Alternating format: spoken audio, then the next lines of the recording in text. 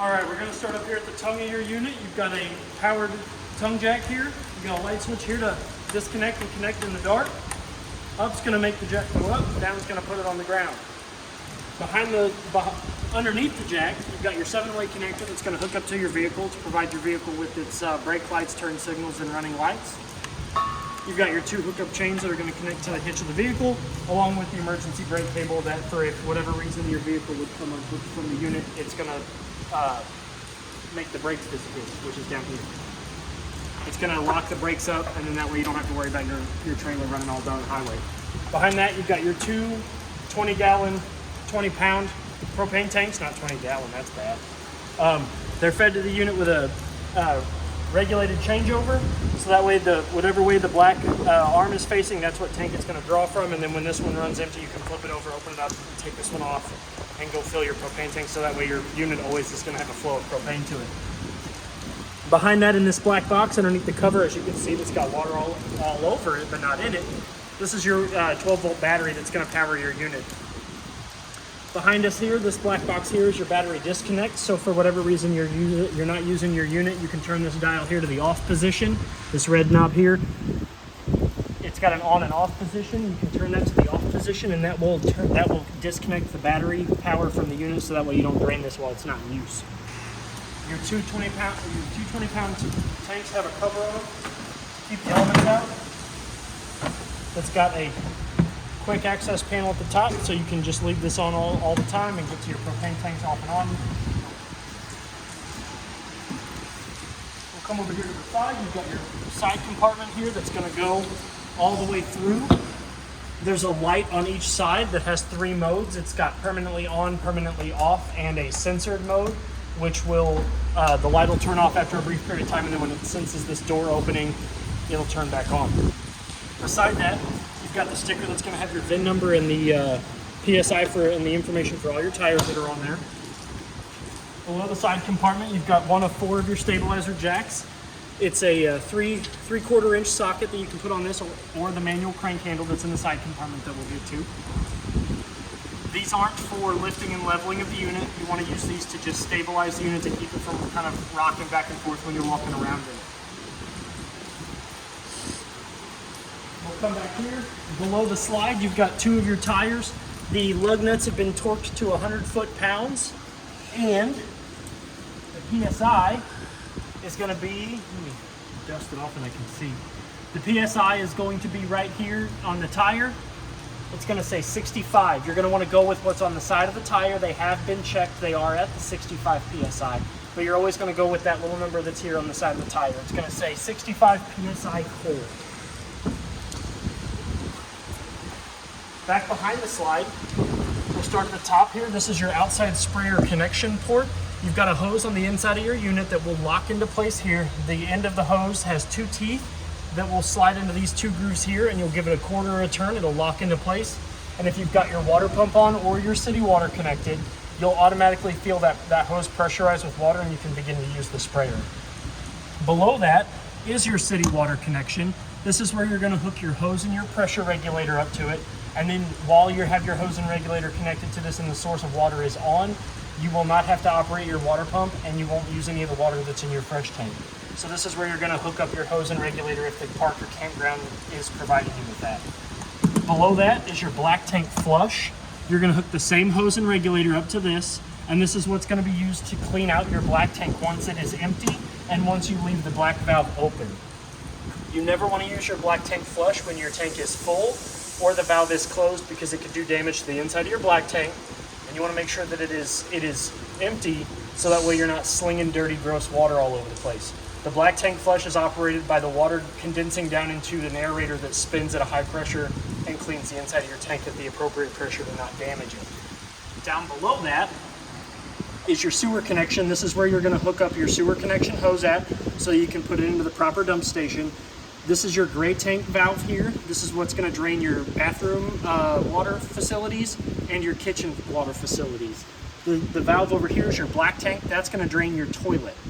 So the order of operation is you're going to want to let your black go first, and then follow that up with the gray. And you just do that by pulling out on these. And then to close them, you just push them back up. When it's not in use, it does have a cap that kind of fits over it snugly with friction, so that way you don't have to worry about stuff coming out. But if you're going to use the black tank flush, you want this off and you want this open. Next to that, you have your 30 amp, 36 foot short cord that's going to screw in. You're going to undo this black ring. And that ring, when you make contact, when you plug this in and you make contact, you're going to tighten this ring down, and that black ring is going to feed onto some threads, and that's going to keep water, dirt, and all the elements out of your connection port, so that way you don't have a loose connection or dirt or anything gets in and doesn't cause a short somewhere. When you don't have it plugged in, you're going to want to make sure that this black lid is all the way down, because when this is closed, it's going to provide you with that same watertight seal that's going to keep all the elements out of that. Below that, you've got your park cable and satellite coaxial outlets. This is where you're going to hook up the coaxial cord from the appropriate outlet, whether it be satellite or cable from the park if they're providing that. You can run it from their outlet to your outlet with a coaxial cord, and then this will provide your unit with either the satellite or the cable to the entire unit. We'll come around to the back side. You do have another stabilizer jack here. Again, they are for stabilizing the unit only. They are not for lifting and leveling. I'll stress that till I'm blue in the face. You have your license plate bracket. Up above, you have a back mount for a reverse camera if you want to put one of those on in the future. You also have a receiver for a extendable on-the-go ladder if you want to purchase one of those later on down the road. And your spare tire here on the back. Your spare tire has also been aired up to the 65 PSI, and the lugs that are holding it on, they are just wrench tight. You don't have to torque these down. We'll come around here to the other side of the unit. Up above your stabilizer jack, you do have a leash connection here, so you can chain up your animals or your house or your spouse or your kids. You've got another one of your stabilizer jacks. Again, I'm going to stress this till I'm blue in the face. You cannot use them to lift and level. You will damage one, your stabilizer jacks, two, you'll damage your unit, and you could possibly bend the frame if you try to lift these up using the stabilizer jacks. We'll get to the inside when we go over the rest of the features. Behind the door here, when it is closed, you have your outside coaxial outlet, which is going to provide you with television service on the outside of your unit if you want to watch TV outside on a nice day. And then beside that, you have your GFCI protected 110 outlet. The GFCI protected outlets, they are going to be anywhere in the camper that's going to be outside on the unit or inside around a source of water or a source of heat. That GFCI circuit's going to trip, and you're going to short it out if it gets any sort of wet. Any sort of wet, any sort of moisture gets in there, any sort of short, it's going to trip that whole circuit, so that way your whole thing doesn't short out and you have a bad day. Beside that, this is your furnace plate. Cold air goes in here, hot air comes out of here. This is what's going to happen when you're running your furnace. So if you have kids or small family members or pets or anything like that, which for running your furnace, you want to make sure that they're not around here, because this does get hot enough to curl the hair on your arms. Another good investment for this vent here is going to be a mud dauber screen. It's a $20 part, or it's like $140 something if we have to go in there and flush those out. Something about the smell of gas makes those mud daubers go nuts, and they want to build homes up in there, and it's not pleasant. I don't like bugs that sting. You've got your two other tires on this side that are torqued to 100 foot-pounds and 65 PSI. Beside us here, this is the freshwater tank fill port. You're going to unscrew this. You're going to set your regulator and hose in here. I always recommend a pressure regulator at the end of the hose, because you never know the PSI at the source of the water that you're drawing it from. And if it's too strong of a PSI, you have a chance of rupturing or breaking some of your lines, some of the connections coming loose, and then you have a big mess because the water's leaking all over the inside of your unit somewhere. Next to that is your hot water heater compartment. We're going to open this up. Down below here is a drain port. You can unscrew this, and that's where you can drain your hot water tank at. It does have a plastic cap that goes on it. It is a gas and electric, so it does run on both, but it can only run on one or the other, and that's controlled by the control panel on the inside. You never want to run your hot water heater on an empty tank, so when you're filling your unit, you want to make sure that there's water in the tank, and by doing that, you're going to apply slight pressure to this release valve here, and water will come out the side of here. If it starts hissing, then that means you've got air in the line, and you're going to want to make sure that that pressure is released and that it is water coming out of that before you go to light it. If not, you have a chance of burning up your element, damaging your tank, all sorts of problems. So you always want to make sure that there's water in your hot water tank before you light it up. Underneath here, on the door side, you've got your freshwater tank drain here. It is currently open. This is going to be where you're going to drain your fresh tank at. So once it's full and you're ready to drain, you're just going to come underneath here, give that a tug, and this 1.5-inch valve here is going to let all the water in your fresh tank out pretty quick, actually. So you're not going to have to sit around and wait for the fresh tank to drain. This hole here is going to be where you're going to stick the manual crank at, in case whatever reason the motor in your slide room stops operating properly. You have a crank in your side compartment up here that you're going to stick in there, and it's going to have a notch on the end of it that's going to fit over the socket, and you can turn that, and that will draw in and retract your slide manually. Let's hope that your motor never gives out, because that's the case. This is your 4th stabilizer jack, and for the 4th time, I do apologize for repeating myself for sounding like a broke record, but they are for stabilizing the unit only. You cannot lift and level the unit. Up underneath here, this is your other side compartment. It does go all the way across. They are connected with a magnet latch, so you don't ever have to worry about it coming down and hitting you in the head. They are the rare earth neodymium magnets. In here, you've got your 3 manual crank handles.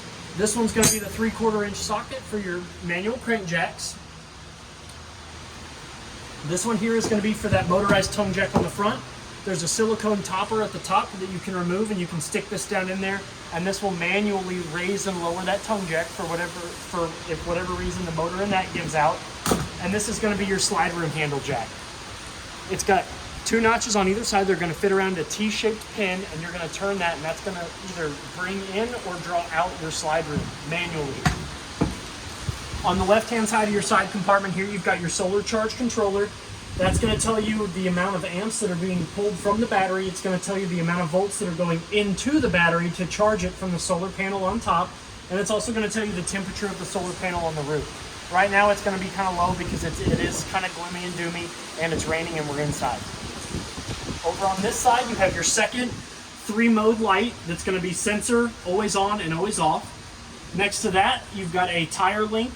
It's going to be an output for you to decide if you want to put a TPMS sensor in here or not. This is where you're going to hook that up at.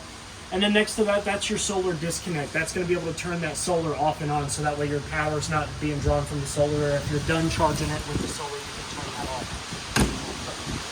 Now we can go inside the unit, and I'll show you all the features that are on the inside. So the first off, before we even get inside the unit, though, we got your entry steps. Your entry steps, we're going to pretend like we just pulled up to the campsite. So everything's still closed up, everything's all locked up and ready to disembark. We open the door, we're at the campsite, we want to lower the steps. You're going to pull on this blue L-shaped lock here. You can either do it by the handle or wherever you're comfortable. I like to do it up here because I'm tall. You swing the stairs down. And the first thing I want to look at is I want to make sure that the grippy part here, this black line, is as close to the silver threshold as possible. That's going to give you the least amount of clearance, so that way your door can close properly and no damage done to your door.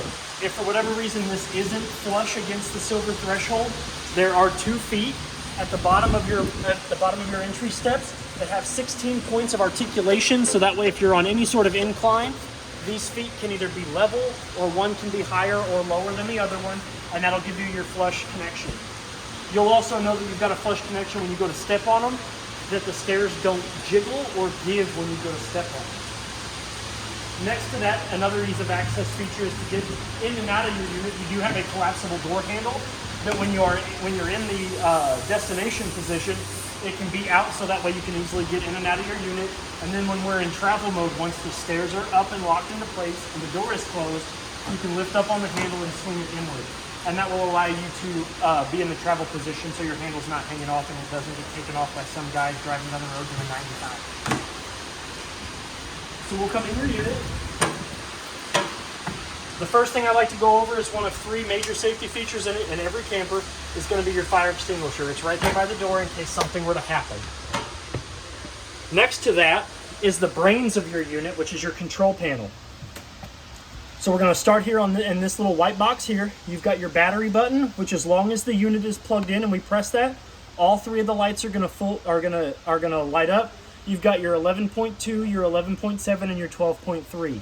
If all three lights are glowing and it's plugged in, your battery should be charging. And as soon as you unplug it and you press this, it's going to tell you the level of your battery. You always want to make sure that it's got the 3 bars. The button next to that is going to be your fresh tank button. That's going to show you the level of your fresh tank. So if we press it, it should read empty, which it goes off of the 1/3, 2/3 full, and then the little blue light down here is going to show you your empty or low. So then the next button down is your black tank, which is going to be your toilet, and it's empty because there's nothing in that. The next one over to that is your gray tank, which is going to be your kitchen sink, your bathroom sink, and your shower. The next one underneath that is your auxiliary tank, which is not used. So it should always show empty. We're going to come over here to these blue LED buttons here. This one's going to be your water pump. So when your fresh tank is full and you're ready to draw water throughout the unit, you're going to flip this button on. It's going to glow blue like this one, and you're going to hear it begin to pressurize the lines in your unit. It's going to thump and bump until all the air escapes, and then it'll calm down. If it continues to thump and bump, then you've got air in your line, and you're going to want to run all your water fixtures until they stop belching or squealing, or whatever sound you relate that to. The next button over here is going to be your water heater LP gas. That's going to ignite the water heater on gas. When you ignite this button here, you're going to see the DSI fault light come on for about a minute. It's going to go off. If you've got the door open, you're going to hear your hot water heater begin to click. That's the pilot light beginning to ignite. It's going to do that for about 5 seconds. Then you should hear it roar, which is the flame igniting the tank. This will go off. If this comes back on after about 10 seconds, it didn't light. And every 30 seconds after that, it will repeat that lighting process. This next button here is going to be your hot water heater for electric. So if you don't want to heat it up with gas, you can heat it up with electric, and it'll turn on the electric side of the hot water heater. It is one or the other. You cannot do both at the same time. You'll end up shorting out your hot water heater if you do both. This next button here is going to be the button that turns on the lights that run on the front of your unit. There are LED strips that run down the front of your unit that when you hit this button on, they will light up. So if you're parked at night, you want to have a light show, you can turn that on. This next button over here is going to be your LED strip that runs around the bottom of the awning. And this button here is going to be your auxiliary lights, which is going to turn on some lights that are on the outside of the unit by the doors. Oh, and this button here, the one that says cabin lights, that's going to be all of your interior lights. They are all on a manual switch, but as long as they are in the on position, this light here will turn all of them off and on. So if you ever hit this button on and one of them is off, make sure that somebody didn't turn the actual light itself off. The next two buttons at the very bottom is you've got your slide button here. Up is going to bring the slide in, which is going to be where your 2 sitting chairs and your refrigerator are at. That's going to come all the way in. When you do run your slide in, you want to make sure that that table that is connected to the 2 chairs is off of that mount, and we'll get to that in just a second. But you want to make sure that that is not in the destination position. That table needs to be in travel position for the slide to come all the way in and not do damage to the L of your island or your bar or anything else, or your sitting areas or your slides or anything else. The next button over here is going to be your awning button. Up is going to extend the awning out, and down is going to bring the awning in. I'm going to run it out just a little bit so I can show you what the arms look like. It is rather wet and windy, so I don't want to run it all the way out, but I'm going to get it out just enough to show you. So with the awning out, when you have it all the way out, there is a skirt that will hang down at the bottom of the tube. You want to make sure for optimum awning usage, you want to make sure that that skirt is directly below where the top of the canvas meets the tube. So they'll sit like this at the end, and that skirt will hang directly down. That's going to give you the optimum use of your awning. Another thing is when you're not using your awning, even if you're stepping away from your camper for about 5 minutes, you're going to want to make sure that your awning's back in. It doesn't take that long for it to retract all the way back in, and I can tell you that it is one of the most expensive repairs on your camper. So if you're not using your awning, it's just best judgment to bring it all the way back in. The other feature of your awning, I'm going to step out real quick so I can show you, are these 2 arms here. There's one on this awning arm and there's one on the other awning arm. You can undo this and you can change the orientation of this arm here. And what that's going to do is that's going to create a deeper pitch point on either side of your awning. So if the water's coming in this direction, you can have it run off the backside by creating a steeper pitch towards the back. Or you can reverse that and you can create a steeper pitch on the front arm, and if the rain's coming from this side, it'll run off that side. Or you can do both of them and push them up in the shorter position, and you can create a steeper pitch for the whole awning to provide you with more shade or more protection from the rain.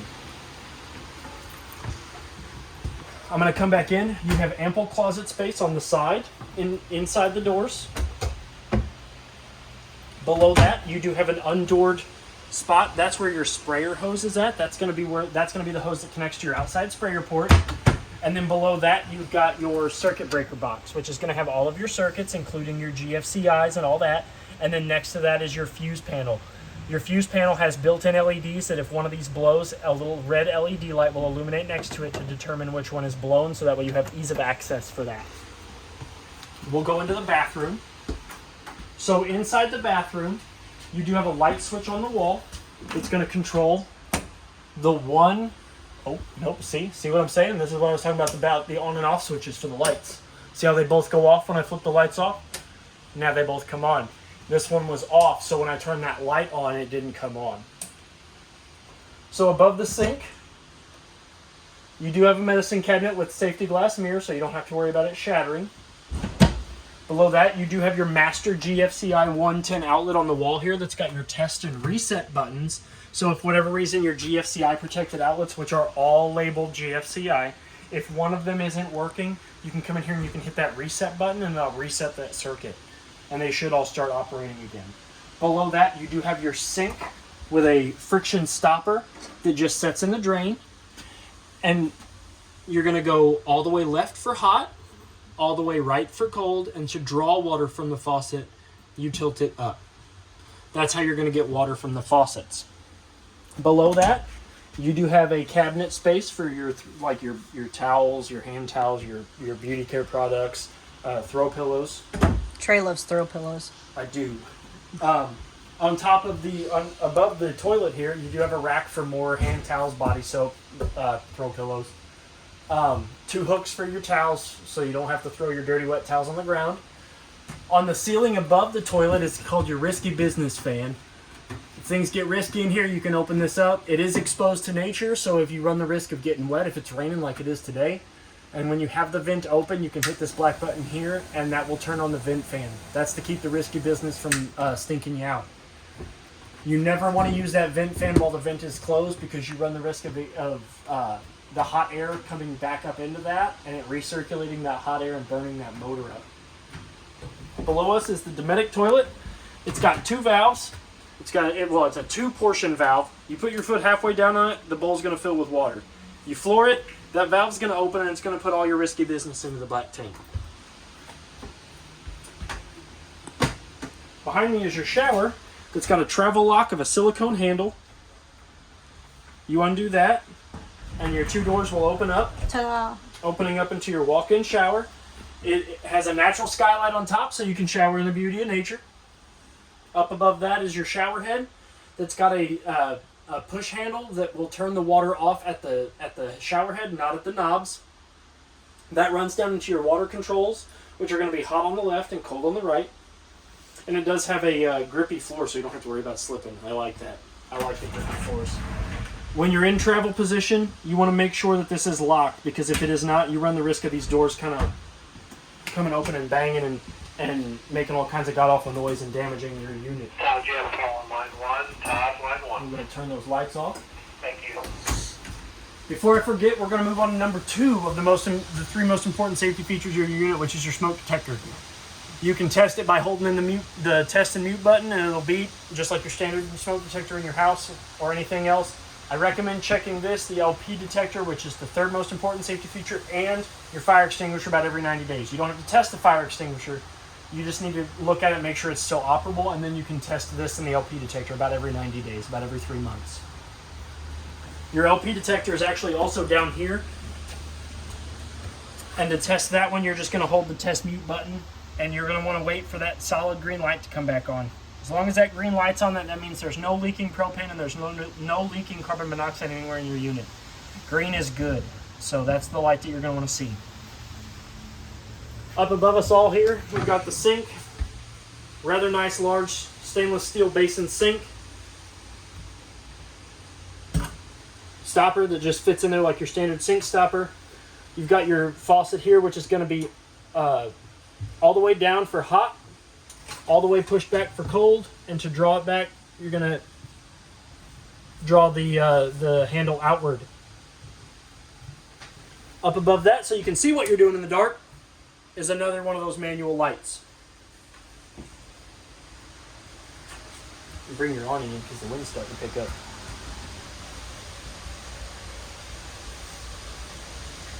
We're having fun with rain today, so he's going to bring your awning in, which shows you should always keep an eye on it. And if you see a little wind, you should probably bring it in. Wind is your awning's worst enemy. That's why W and A are at opposite ends of the alphabet. It does have a cutting board / counter space / sink guard that will sit on top. I like that. Up above that, ample space for snacks, dry goods, throw pillows. More snacks. More snacks. The mini blinds that are above the kitchen windows are your standard mini blinds. They aren't your pull down shades. They're your standard in-home mini blinds. Your pull strings to bring them up and down. Your rod to kind of change the pitch of the blinds themselves. Next to us here, you've got your 3-burner gas stove. This glass top here is for protection only. It does get hot, but you cannot cook on it. It is not a glass top stove. So in order to use it, you're going to lift this first panel up, then you're going to flip this up, and you're going to create a backsplash for your whatever you're cooking. To light your stove, you're going to click this button here that's going to illuminate your dials. That's going to allow the stove to prepare itself to draw propane from the tanks through the unit into your stove. Once you've got your stove prepped and ready to go, you're going to hold down the knob and you're going to turn it. You're going to see that light turn red. You're going to hold it to the light position, and then this is what you're going to use to ignite your burners. You're going to click these until your burner comes on. Then you will see a ring of blue propane flame around your burner. Then you can wait about 3 seconds while you've got this held in, and then you can go to your desired temperature. If you let it go too soon, as soon as it lights, you run the risk of that turning off again. You have to repeat that whole process. Each one of these knobs corresponds with a separate burner. They're all labeled. So you've got burner A, burner B, and burner C.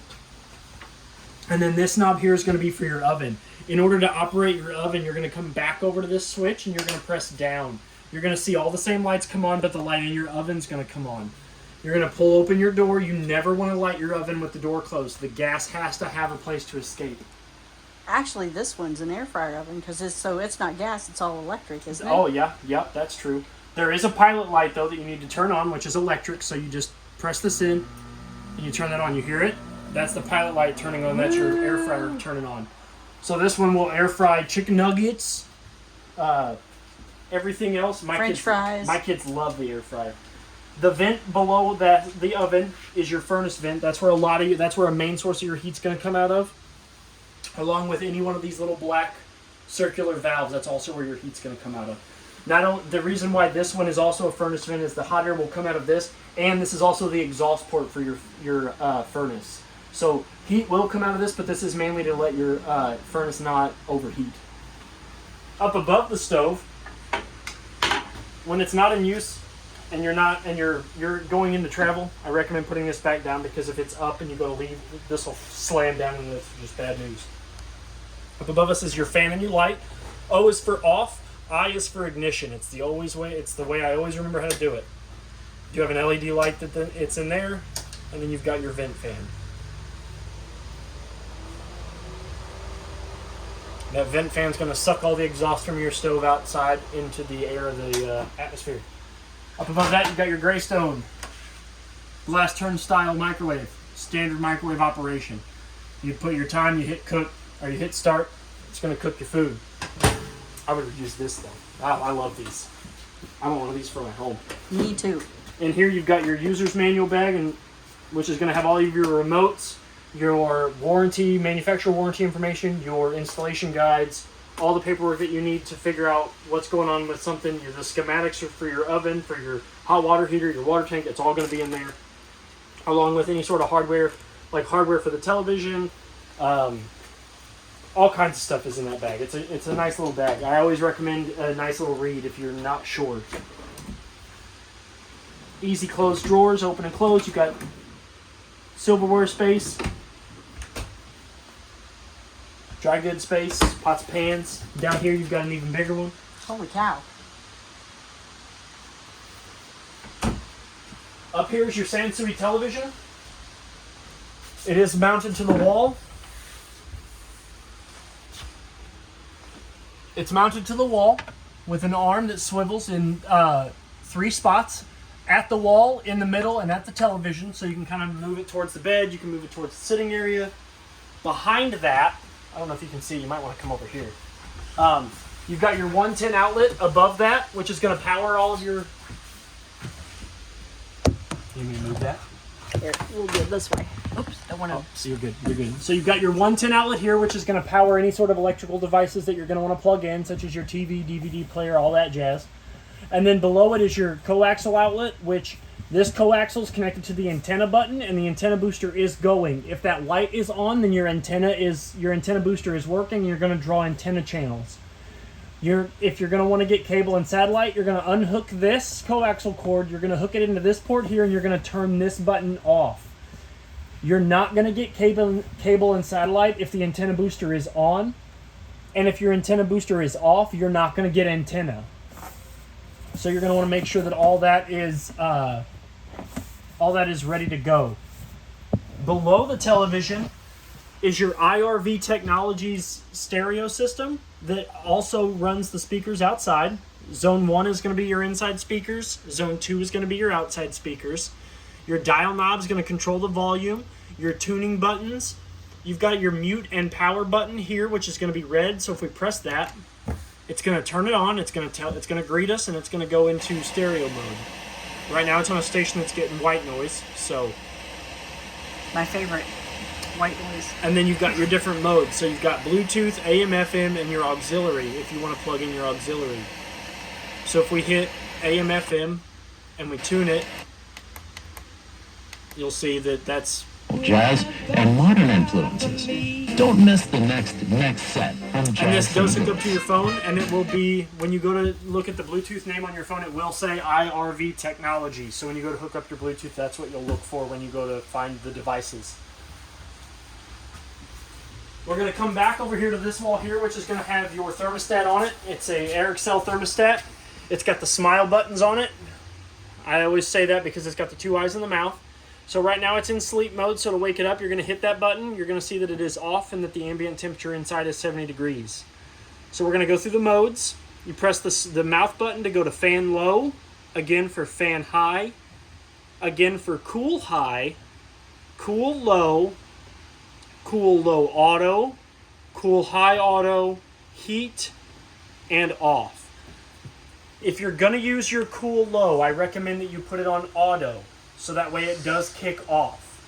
You never want to leave your air conditioner on cool low all the time because you run the risk of your AC freezing up, and then that's an expensive repair as well. So if you're going to use your AC, I always recommend auto or cool high because then the output of the cold air is going to kind of mitigate it freezing up. Next to us here is your refrigerator and freezer combo. It does have doors on this side that open up. Your temperature control is going to be this black buttons up here. This button here is going to give you access to the freezer, and this button here is going to give you access to the refrigerator. You're going to hit this button here and you can adjust the temperatures. So hit this button here and you can adjust the temperatures. This is going to put it into sleep mode, like nighttime mode. And this is going to be your on and off button. Right now when the blue light is on, it is on. So that way when you come and get this, your refrigerator is going to be nice and cool. So that way you can go ahead and start loading up your snacks into it. Got ample storage space beside the couch for any sort of blankets, pillows, nap time accessories that you need. Does have a 110 out, or not a 110, that's a USB. Does have a USB and a USB-C outlet here on the wall, so that way if you have a phone charger, a tablet charger, or a lightning charger for your phones, it can accommodate either. These are your recliner chairs that have a pull tab on either side. It's on the far arms. You're going to reach in, you're going to grab that, and you're going to give it a yank like you're ejecting from a jet. So you get to pretend that you're in Top Gun for a while. You pull these and your footrest is going to slam up, and then you're going to be able to relax. This is the table that slides off of the center of the unit with a trap. No, not trapezoid. I'm a dummy. With It is a trapezoid. It is a trapezoid. Okay, I'm not dumb. It's going to lock into place so that way it just slides in and slides out. There's no locking. You can bolt it. It does have a hole at the bottom, so if you do want to put a bolt in there, you can to secure it. But again, you never want to leave this connected to the chairs while you're in travel position, because this will damage the slide and that portion of the kitchen counter while you're using your unit. It does have a center console. If you lift up on that there, it does have a spot for your television remotes or snacks. And to lock your table back in, you're just going to sit it into that position and you're going to push down, and that's going to lock that table into position. And then you can sit there and enjoy your dinner or whatever while you're watching TV or watching the weather if you're looking out the windows, so forth and so on. All of the windows on the off-door side of the unit and the one next to the bed are these friction. I call them friction shades because they stay where you put them. You got to put a little friction to them. You gotta work them, but they'll stay where you put them. They're controlled by these two strings here, so if they ever get loose, you can just tighten these up, and they'll draw down to any position that you want. You want to go half mast, you want to go wide open. Both of the windows are fire escape windows. You'll lift this red knob up, you'll push this out, you'll pull this, and you can dive out in case things get bad. Both of the cabinets on either side of the master bed are mirrored. They do have shelves and USB ports in them for, again, your phone or your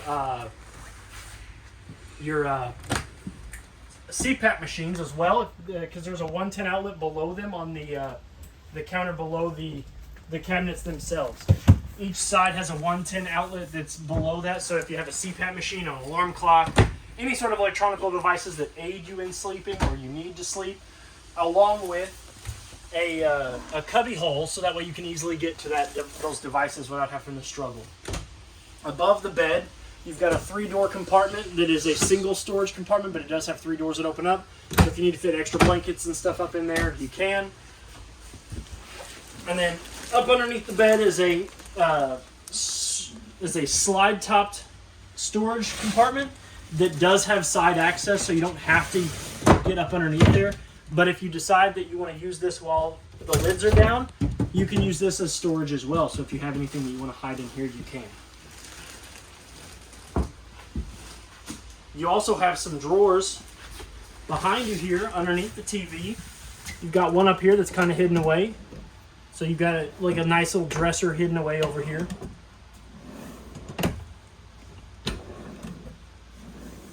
And then the bottom one's nice and deep, so if you want to put your shoes or whatnot in there. And then to separate the master bedroom from the rest of the unit, it does have a pull slide curtain that will slide all the way across. It uncinches with some Velcro. Goodbye, Trey. Goodbye. And you can draw all the way across so that way you can sleep. Oh, there's It's very dramatic, like a stage. so you can. Hello. And then to cinch them, you'll bring them all the way back over to this side of the wall, because the cinch is actually mounted to the wall, so that way you never have to lose it, because if you're like me, I lose all kinds of things. Me too. And you just Velcro them back shut, and then your master bedroom is now nice, neat, and open again, along with your cabinet space so you can get to everything. I think that pretty much covers everything except for this. This is the air conditioner unit itself. This guy right here, I'm going to be honest with you, the cleaner your air filters are, the better. And I know it's a very much out of sight, out of mind thing, but they come down by grabbing a hold of the things on the side, the little tabs, pulling these down. You can pull these out and you can wash these. And my recommendation is that anybody that has a camper is anytime you're going to use this thing, make sure this is part of your prep, your prep to take it anywhere. Pull these out, give them a good wash, let them air dry, and then put them back up there, because the cleaner your air filters are, the better your air conditioner is going to work. You always want to make sure that these are clean. And then you do have a vent fan in case things get risky. In case you had some red meat, too much red meat, and you're sleeping in bed, you can open up that vent fan and not stink out your wife, your spouse, your significant other, whoever it is that you're afraid that you don't want to go home with. So, I think that's everything. if you have any questions, concerns, or you just need to know something off the wall, you can ask me. I also got dad jokes, so if you ever just want to call and ask for a dad joke, that's cool too. But good luck and happy camping. Thank you.